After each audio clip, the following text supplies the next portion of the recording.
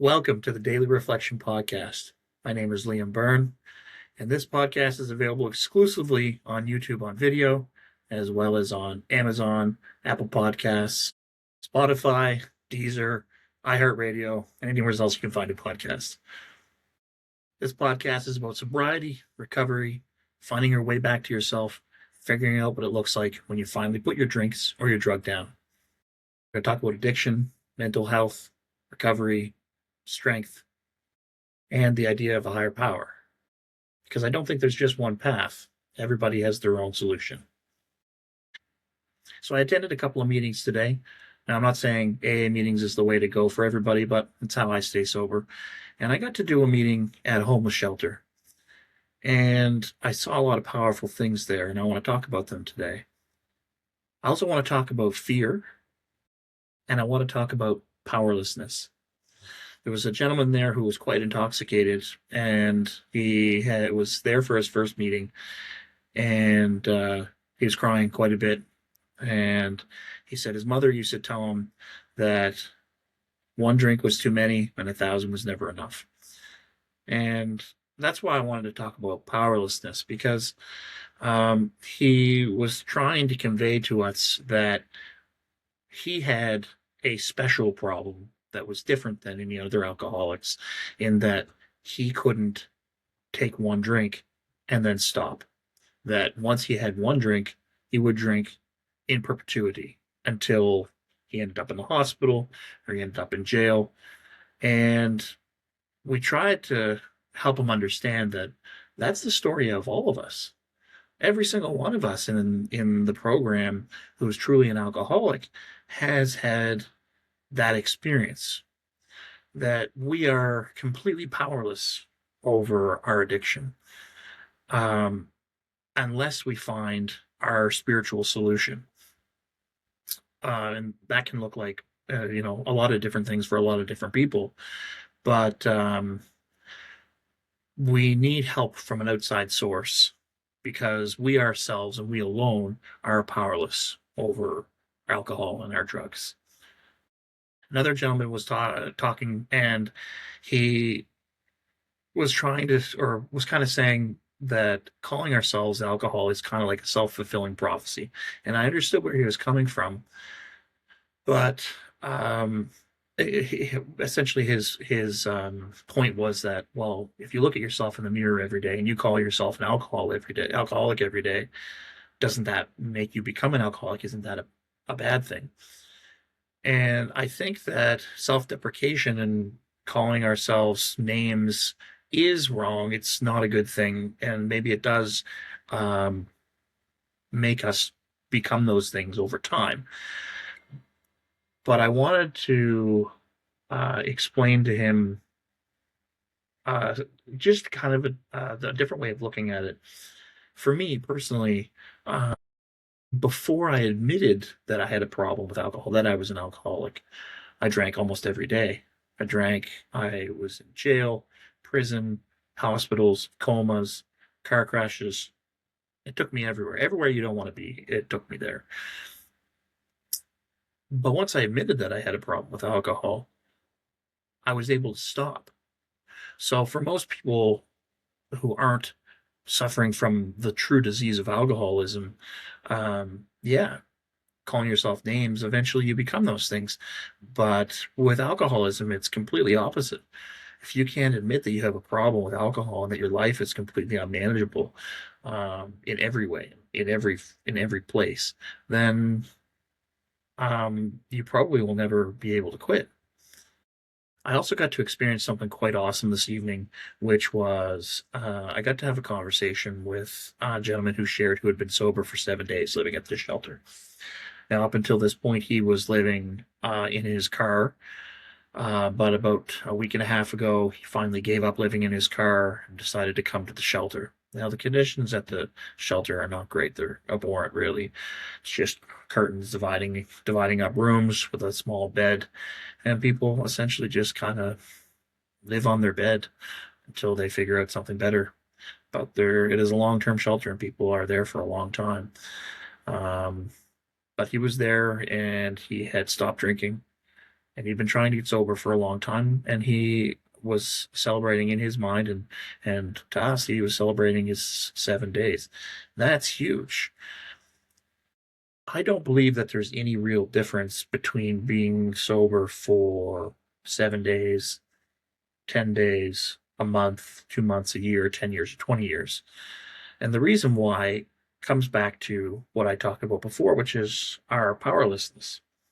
If we're powerless over alcohol, that never goes away. If we're powerless over drugs, that never goes away.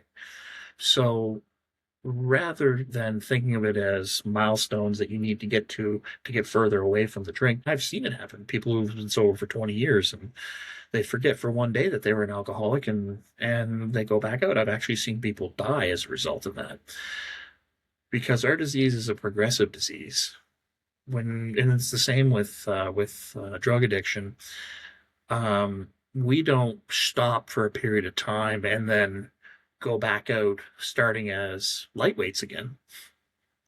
Although our body physically is a lightweight again, if we stop for a year, 2 or 3 years, our tolerance levels have gone back down. That's why people die from relapses all the time, because when you go back out and you start drinking or drugging again, you go back to using what you were using before. You don't go back to using small amounts, because that's where we were last at. And that's why it's a progressive disease, because we never go backwards in motion. We always go forwards in motion with our disease. So that's why every time you relapse, things just seem to get so much worse, so much faster, because we're just right back where we ended last time, not where we started 20 years ago. But I want to say now that it is possible to stay sober. Look at me. Here I am. If you told me a year ago that I would have been sitting here talking to you about sobriety, I would have said you were crazy. You can do it. It is possible, because I've seen hopeless cases like myself find a way to stay sober. There are lots of different ways to do it, I believe. In my personal opinion, and I'm not saying that you should follow the same path that I did, but in my personal opinion, getting to an AA meeting is the number one most beneficial way to stay sober in the short term. And the long term is to work with other alcoholics and other drug addicts. One alcoholic and or drug addict sitting in the room with another alcoholic or drug addict is the most surefire way to spend an hour sober. If you can find one person that suffers from the same addiction as you, and you can spend an hour in that room talking to that person, I can guarantee you, you will not pick up a drink or drug. So, in my opinion, getting to meetings and working with alcoholics is the surefire way to stay sober or stay clean. I'm going through the steps at the moment in Alcoholics Anonymous, and I'm doing a moral inventory, and I'm starting to see things that I'd never seen before. And one of those things is that the person that people think they know, the person that I thought that I am, isn't really the person that I really am. And there seems to be a wall of garbage between who I am right now and who I really truly am. And I'm starting to try to figure out how to work through that garbage. And in my last podcast episode, I talked about some different things that you could do to work through those things, as I'm working through them right now. And the thing that I'm working with right now with my sponsor is fears. And the biggest fear that I have, and I believe it's possible that for a lot of alcoholics and addicts, is a fear of inadequacy. I worry constantly that I'm not enough, that I'm not meeting the expectations of somebody else. And as a result, I put on a facade, the person that I want other people to see. So when you're writing out your list of fears, and I suggest writing out 5 or 6 things that you're most afraid of, they can be things like fear of the future, fear of the past, fear of disappointment, fear of change, Fear of economic insecurity. Well, that's another big one for me.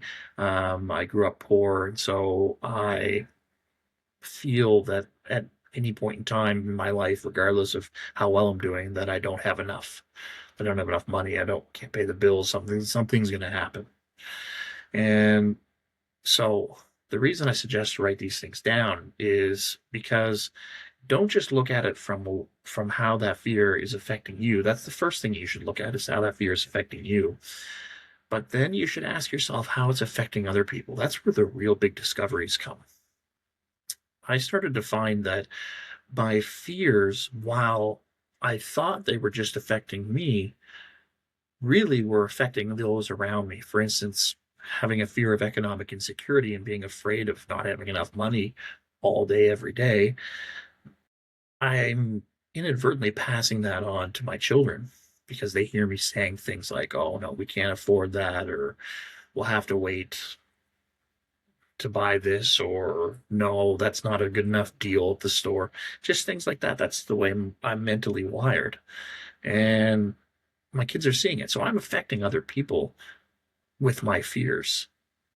And I know that I talk about this a lot in my episodes here, but this brings us back to what I call our character defects.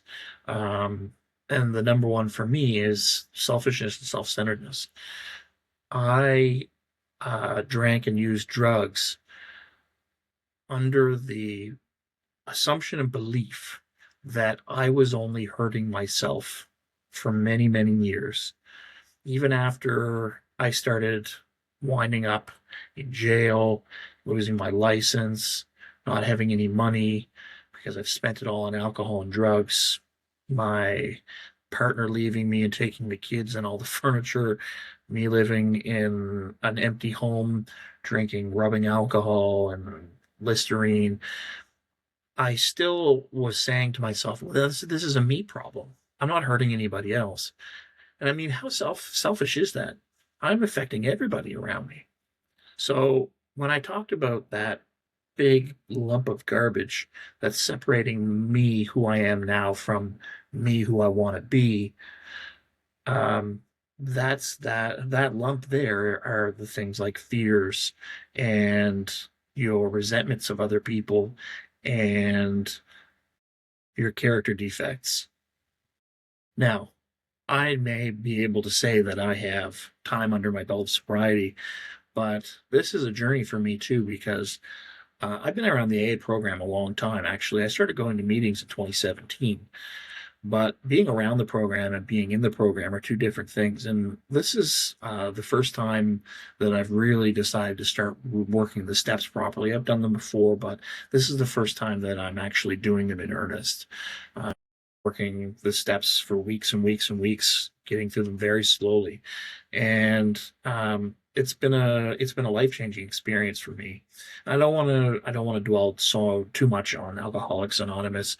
I do talk about it a lot because it's how I got to where I am today in sobriety. But there's lots of other 12-step programs out there. There's rehabs, there's detoxes, there's the Bible.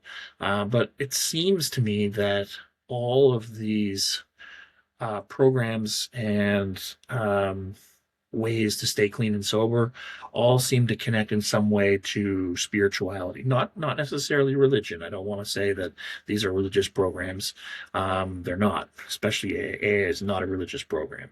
It's a spiritual program. But most of these programs that people attend encourage you to find a higher power, something that you can pass off your problems to someone who is equipped to be able to deal with them. You know, my higher power created me and created these problems, so he is equipped to deal with them. I'm not. I'm a passenger in this ride, and so I have to be able to pass those things off to somebody who can deal with them. To me, it sounded absolutely ridiculous in the beginning, but um, now that I have a connection with my higher power, it actually works. It's pretty incredible. So I think that for this week, I think what you should try to sit down and do if you've got a couple of days of sobriety, if you've got a couple of weeks, a couple of months, a couple of years, if you've never sat down and did some journaling and did some meditation, did some praying, I think that would be a big benefit to you. Because like I said, I believe in you and it is possible for you to stay sober. But as I've said in other episodes, faith without works is dead. I think Carl Jung said that. And if you're not putting in effort, you can't expect to get it back. I expected for many years to absorb sobriety by attending 12-step meetings, and I never got it because I was talking to one of the gentlemen this evening, and I explained to him that until I was ready to say that I'm an alcoholic and truly believe it, but not only believe it, the second part of that first step is to acknowledge that my life is completely unmanageable. That every aspect, it's affecting every aspect. It's affecting my finances. It's affecting my sex life. It's affecting my personal relationships. It's affecting my work life. It's affecting everything. So if you haven't been able to admit that yet, you know what? Putting it down on paper or saying it out loud is a huge step. And I believe in you. I know that you can do this. And I look forward to seeing you on the next episode. Make sure you subscribe so you get notifications when my new episodes come out. I put one out every couple of days. So we're going to end the day today with our daily reflection. This is just a short prayer that I like to close our episodes with or open them with. Removing the ground glass. The moral inventory is a cool examination of the damages that occurred to us during life and a sincere effort to look at them in our true perspective. This has the effect of taking the ground glass out of us, the emotional substance that still cuts and inhibits. Thanks for tuning in today, guys.